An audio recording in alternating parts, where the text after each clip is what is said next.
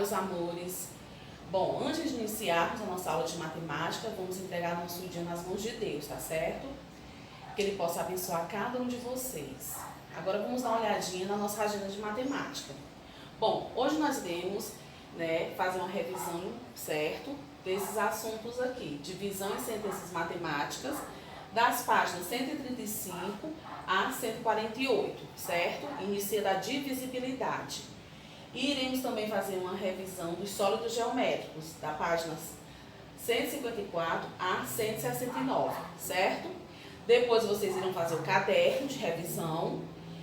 Aí depois que terminar o caderninho, vocês vão retornar para nós conferirmos as respostas, tá certo? Fazer as correções. Então abra o livro de vocês na página 135. Vamos lá?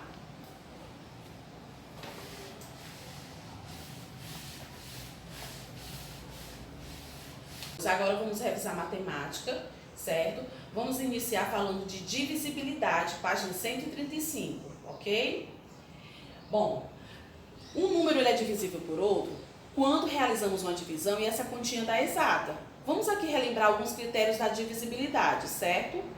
Bom, a gente vai colocar aqui na lousa alguns números e nós vamos identificar por quais números eles são divisíveis, tá certo? Vamos ver aqui esses números, ó. Vamos ver aqui, ó, divisibilidade. A gente vai colocar aqui o número 4, certo? 12, 15, 18 e 20, certo? Nós vamos aqui saber, nós vamos identificar quais são os números divisíveis, certo? Por 2, por 3, por 5, por 9 e por 10, certo? Ok? Pronto, 2, 3, 5, 9 e 10, que foram justamente, nós vimos os critérios da divisibilidade desses números aqui, certo? O número 2 aqui, certo? Qual é o critério da divisibilidade por 2? O que que diz? Diz que todos os números pares são divisíveis por 2, certo? Então, vamos aqui identificar quais são os números pares, né? O 4, o 12 é par? Sim. O 15, não, né? O 18 é par e o 20 também. Então, esses números aqui, certo? São divisíveis por 2, porque são números pares, certo? E o que aqui diz o meu critério da divisibilidade por 3? Bom, meu critério diz que quando eu posso fazer a soma, certo? A soma do valor absoluto dos algarismos, e se o meu resultado for um múltiplo de 3, então o número ele é divisível por 3, certo? Aqui nós temos o 4. O 4, ele não tem como quem somar, certo? Então já é o próprio 4. O 4, ele é múltiplo de 3? Não, não é verdade. Não tem nenhum resultado na tabuada do 3 que vai dar um 4, então não entra. O 12, o que foi que a tia falou? Somar o valor absoluto dos algarismos. Então, eu faço a soma, ó. 1 mais 2 é igual a 3, certo? Esse 3 aqui é múltiplo de 3? Sim. Então, o 12, ele é divisível por 3, certo? O 15, eu também faço a soma, ó. 1 mais 5, 6. 6 é múltiplo de 3? Isso, então o 15 vai ser divisível por 3. E o 18? 1 mais 8, 9. O 9 é um múltiplo de 3? Então o 18 é divisível por 3. E o 20? 2 mais 0, 2. 2 não é múltiplo de 3, não é verdade? Então, são esses 3 aqui. E o que é que diz o meu critério da divisibilidade por 5? Ele diz que os números que terminam em 0 e em 5 são divisíveis por 5. Então, desses números aqui, certo? Nós temos dois, né? Que é o 15 e o 20, certo? 15 e 20. Por quê? Porque terminou em 5 e em 0, ok? Certo? E quando é que é divisível por 9? O meu critério diz o quê? Que eu posso somar, né, o valor absoluto dos algarismos no número, e se o meu resultado for um múltiplo de 9, então esse número ele é divisível por 9. Aqui, o 4 não é, né? Porque 4 não é múltiplo de 9. O 12, vamos somar. 1 mais 2, 3. 3 não é múltiplo de 9, então não entra. O 15, 1 mais 5, 6. 6 não é múltiplo de 9. 18, né? 1 mais 8, 9. 9 é múltiplo de 9? Sim, né? Porque tem na tabuada, 9 vezes 1, 9. Então, 9 é múltiplo de 9. Então, 18, ele é divisível por 9, certo? E o 20? Não, né? Vai dar 2, 2 não é múltiplo de 9, certo? E o que diz o meu critério de divisibilidade por 10? Que todos os números que terminam em 0 são divisíveis por 10. Então, aqui eu só tenho 1, não é? O 20. Certo? Vocês entenderam? Quando eu digo que um número ele é divisível, eu estou dizendo que eu posso dividir, certo? Eu posso dividir aqui, ó, esses números aqui por 2 e a minha continha vai dar exata. Eu posso dividir esses por 3, vai dar exata. Por esses dois aqui por 5, vai dar exata. Esse aqui, 18 dividido por 9, também vai dar exata. E 20 dividido por 10 também vai dar exata. Certo? Entenderam? Relembraram? Que ótimo, né? Pronto, agora nós vamos relembrar aqui as expressões, certo? Vamos ver aqui a página. Bom, a página das expressões numéricas, né, é na 142. Mas antes das expressões numéricas, vamos relembrar aqui os números primos, certo? Números primos também que tem a ver com os divisores, certo? Vamos aqui ver os números primos antes das expressões numéricas. Bom, números primos, certo? Quando é que um número ele é chamado de primo? Quando ele tem quantos divisores? 2, certo? O 1 e ele próprio. Quando ele tem 2 divisores, ele é chamado de primo. E quando é que ele é chamado de números compostos? Número composto. É quando ele tem mais do que 2 divisores, né? Se tiver a partir de 3, já é um número composto. Vamos ver aqui esse exemplo, ó. Aqui eu tenho o 5, certo? O 5, vamos ver os divisores de 5, certo? Nós sabemos, né, que o número 1, ele é o primeiro divisor de todos os números naturais, certo? Então, aqui nós já sabemos que vai dar por 1, né? Então, o 1 é divisor de 5. Eu posso dividir 5 por 1 e a minha conta vai dar exata. E o 2? Será que dá para dividir 5 por 2? Olha o critério. Não, né? Porque o 5 ele é um número ímpar, então não dá. E o 3? Também não, né? E o 4? Também não tem nenhum número na tabuada que vai dar 5, né? E aí, o próprio número, certo? O 1 e o próprio 5. Então, esse número aqui, ele é primo, porque ele só tem 2 divisores. Então, os números que só tem 2 divisores são números primos. E os números que tem a partir de 3 são chamados de números compostos, certo? Exemplo, vamos aqui o 6. Bom, nós sabemos que o 1, né? Dá para dividir 6 dividido por 2? 6 é divisível por 2? Sim. Por quê? Porque 6 é um número par. Então, vai dar por 2. E por 3? Também, né? 6 por... É só você pensar na tabuada. 3 vezes 2, 6. Certo? E nos critérios também da divisibilidade, né? E agora, o próprio número, certo? Então, aqui, ó, 1, 2, 3, 4. Tem 4 divisores. Então, esse número aqui, ele é um número composto, certo? Porque ele tem mais de 2 divisores. Quando tem só 2 é número primo. Quando tem mais de 2, certo? São números compostos. Relembraram? Muito bem. Agora vamos aqui relembrar as expressões numéricas. Né? Agora vamos relembrar as regrinhas das expressões numéricas na página 142, certo?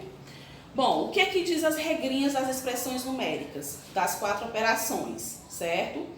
Bom, a minha regrinha diz o quê, certo? Quando nós vamos efetuar, certo, as operações que envolvem uma expressão numérica, nós temos que prestar atenção, certo, na ordem em que aparecem as operações. Se na expressão numérica tiver a divisão, a multiplicação, a adição e subtração, então nós vamos obedecer às regras. Vamos ver aqui. Bom, a primeira regrinha, né?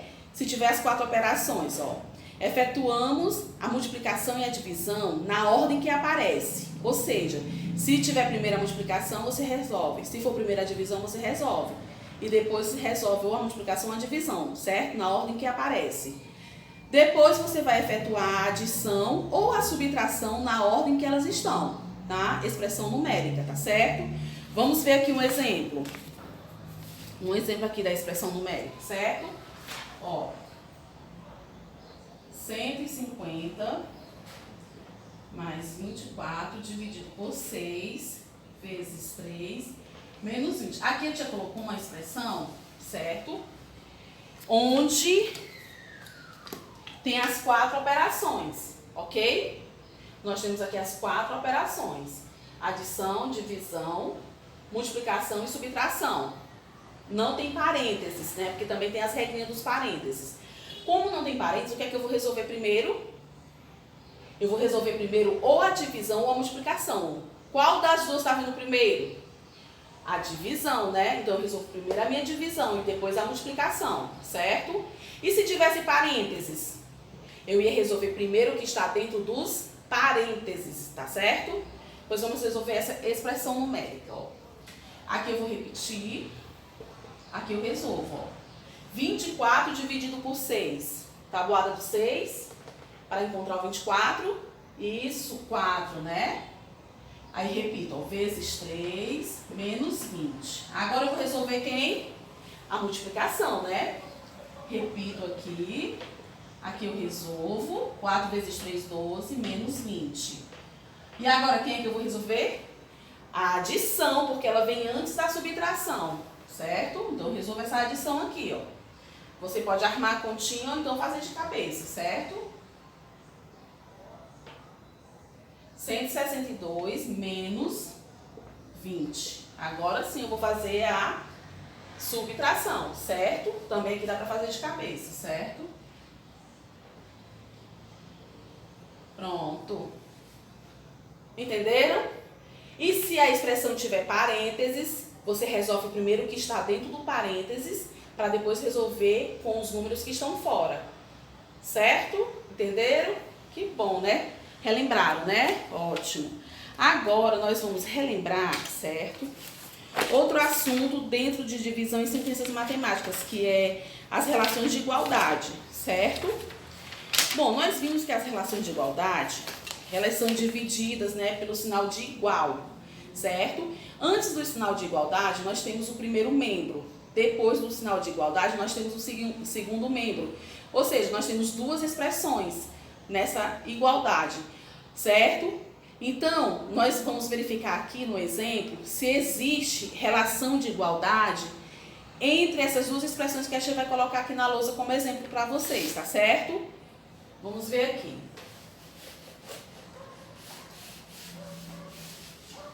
Bom, aqui eu tenho 6 vezes 3 mais 20 menos 10. Aí aqui eu vou colocar o sinal de igual, certo? Aqui é o primeiro membro, certo? E no segundo, eu tenho 19 mais 8 vezes 2 menos 7, certo? Vamos ver se essa igualdade realmente é verdadeira, se ela se mantém, se ela realmente tem relação de igualdade mesmo. Vamos resolver, comprovar, tá certo? Aqui, ó, 6 vezes 3, 18, mais 20 menos 10. Vou resolver por partes, tá certo? Ó, 19 mais, aqui eu resolvo primeira multiplicação, certo? Aqui, vou resolver aqui essa adição, ó. 18 mais 20 dá 38, menos 10 igual, aqui ó, 19 mais 16 vai dar quanto? 35 menos 7, certo? Aí aqui eu vou resolver, ó. 38 menos 10, 28, igual, ó, 35 menos 7 vai dar quanto? 28, né? Então aqui aconteceu sim, né? Existe sim uma relação de igualdade, não é verdade? Existe sim, então a relação de igualdade aqui existe entre as duas expressões, ó, entre o primeiro membro e o segundo membro, certo? Vocês estão relembrando? Ótimo. Agora, certo? Depois que nós vimos, até aqui nós já vimos, né? Divisibilidade, nós relembramos números primos e compostos, expressão numérica, relação de igualdade. E aí agora a gente vai relembrar aqui a sentenças matemáticas, né? Tá certo? Vamos ver aqui, as sentenças matemáticas, o valor desconhecido, certo? Lá na página 148, certo? Bom, o valor desconhecido, aqui no livro de vocês, o valor desconhecido ele é representado por um quadrado, certo? Um quadradinho, certo? Então, o que que diz para nós podermos encontrar o valor desconhecido? Nós utilizamos o quê? A operação inversa, não é verdade? Então, para acharmos o valor desconhecido nas sentenças matemáticas, nós vamos usar a operação inversa. Aqui a gente vai colocar um exemplo para vocês. Vamos só relembrar aqui. Qual é a operação inversa da adição? Subtração. Qual é a operação inversa da subtração? A adição. Muito bem. Qual é a operação inversa da multiplicação? A divisão. E qual é a operação inversa da divisão?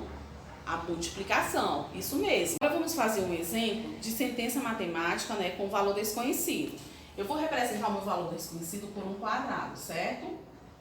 Vezes 5, eu não sei o número que está faltando, igual a 45.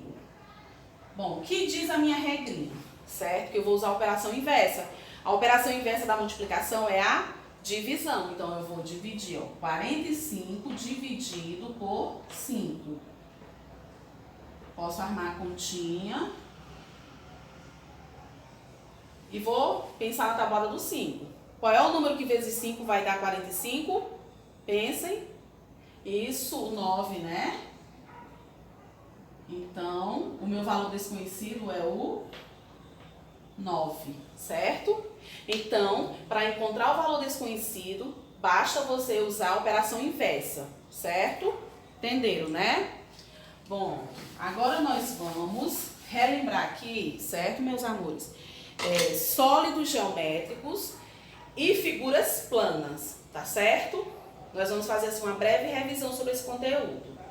Página 154. Bom, vocês viram, né, que os sólidos geométricos ou figuras geométricas podem ser poliedros ou então corpos redondos. Os poliedros, né, são formados por superfícies planas, apenas por superfícies planas, né? E nós vimos na aula passada que os poliedros são formados por superfícies planas e eles têm faces, arestas e vértices. Estão lembrados? A tia vai fazer aqui o desenho de um poliedro, certo? Um cubo. Nós vamos relembrar aqui, justamente para vocês relembrarem, né, o que são faces, arestas e vértices. Na página 156, né, fala justamente sobre isso, ó. Sobre face, aresta e vértice, o que é, certo? Então, a tia vai desenhar aqui o cubo.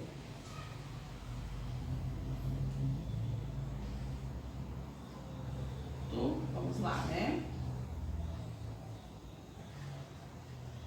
Pronto, aqui nós vamos identificar as faces, as arestas e os vértices, certo?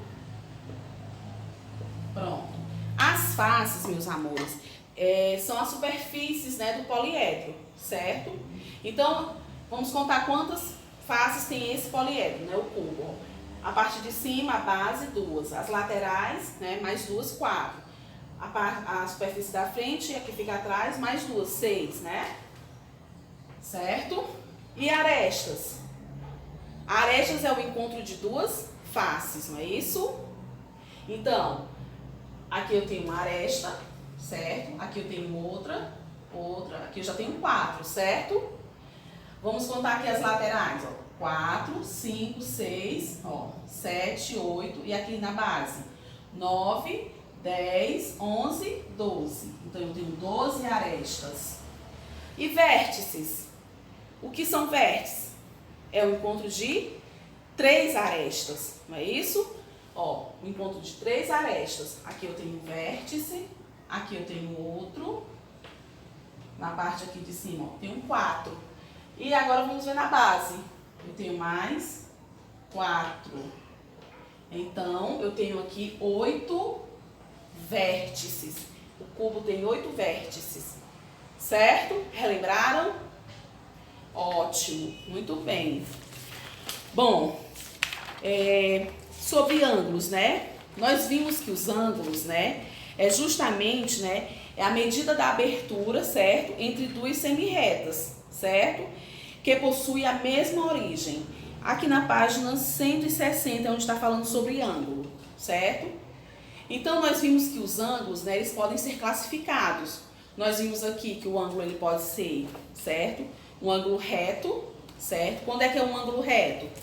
Quando esse ângulo mede 90 graus, certo? Quando é um ângulo agudo? É quando, né, é a medida da abertura, né, entre essas duas semirretas é menor que 90 graus, certo? Então, é menor que o ângulo reto. E quando é que chamamos de ângulo obtuso?